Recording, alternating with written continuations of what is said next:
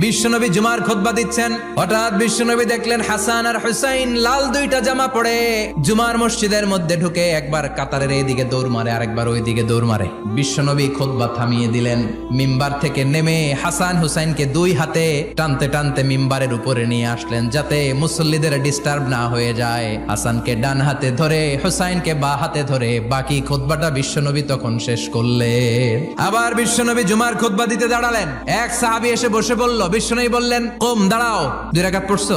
সাহাবী কয় না, পড়ি নাই। বিশ্বনবী বললেন, 2 রাকাত পড়ো। খুতবার নিরবিচ্ছিন্নতাকে ভঙ্গ করে বিশ্বনবী তাকে দাঁড়াতে বললেন, 2 রাকাত নামাজ পড়তে বললেন। তার মানে খতিব সাহেব মন গড়া শুধু খুতবা দিয়ে যায় না, ডানে বায়ে কোথায় কি হচ্ছে সবকিছু নজরে রেখে, কন্ট্রোলে রেখে সামাজিক সব সমস্যার কথাগুলো তুলে ধরে অসামাজিক কার্যকলাপের বিরুদ্ধে হুঙ্কার দিয়ে জুমার প্ল্যাটফর্মটাকে শক্তিশালী করাই হচ্ছে একজনের খতিবের দায়িত্ব। চিল্লা এখন ঠিক কিনা?